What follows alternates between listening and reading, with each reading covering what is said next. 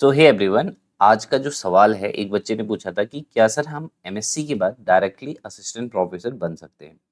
देखिए क्या तरीका होता है एमएससी के बाद आप असिस्टेंट प्रोफेसर बन पाएंगे, इसके लिए मैं एक डिटेल में आपको चीज़ें बता देता हूँ। सबसे पहली चीज़, आप एमएससी की डायरेक्ट बात यूजीसी के नॉर्म्स के अकॉर्डिंग असिस्टेंट प्रोफेसर नहीं बन सकते, ठीक है। उसके लिए आपको क्या करना है, जैसे मान लीजिए आप किसी भी स्टेट में लाइक करते हैं, जैसे मान लीजिए आप उत्तराखंड के निवासी हैं, ठीक है।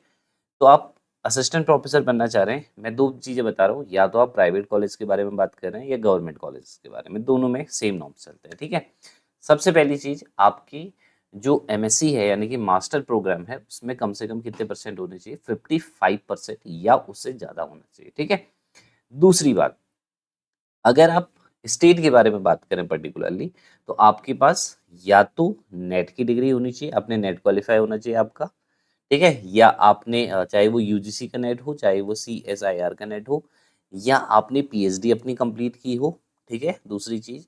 तीसरी चीज़, आपके पास उस स्टेट का, ठीक है? अगर इस ये दोनों चीज़ें नहीं हैं, इनमें से एक चीज़ होनी चाहिए मतलब, ठीक है? तीनों में से जो मैं बता रहा हूँ। तीसरा, सेट जो होता है, हर एक स्टेट आजकल क्या कराता है, अपना स्टेट एलिजिबिलिटी टेस्ट कराता है।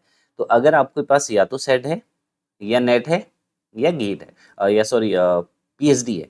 अगर इन तीनों में से आपके पास एक भी डिग्री है, एक भी चीज़ अगर आपके पास है, सर्टिफिकेट है एक भी चीज़ का, तो आप जो है उस स्टेट में असिस्टेंट प्रोफेसर बन सकते हैं, प्राइवेट में भी और गवर्नमेंट में भी, ठीक है?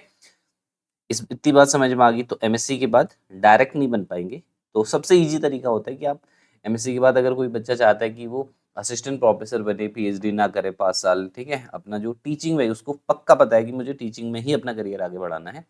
देखिए, सबसे बढ़िया, सबसे ईज़ी तरीका है कि आप एमएससी के साथ या एमएससी के बाद नेट क्वालिफ़ाई कीजिए या उस स्टेट का सेट क्वालिफ़ाई कीजिए, और as a assistant professor you can join a institute, join a college, और फिर आप पीएचडी में एनरोल हो जाइए और साथ-साथ अपनी पीएचडी भी करते रहिए अलोंग विद योर जॉब, ठीक है? ये सबसे बढ़िया रहता है अगर आपको टीचिंग फील्ड के अंदर ही रहना है। बट अगर आपको टीचिंग फील्ड में नहीं रहना है, मान लीजिए आपको रिसर्च में जाना है, तो सबसे अच्छा है कि आप पीएचडी की ओर जाएँ, पीएचडी में ही अच्छा काम करें और अपना करियर वहाँ पे परस्यू करें आगे को, ठीक है? अगर इसके अलावा कोई डाउट हो किसी भी बच्चे के लिए, तो कमेंट सेक्शन में कमेंट कर दीजिएगा, तो उस पे स्पेसिफिक मैं वीडियो बना दूँगा।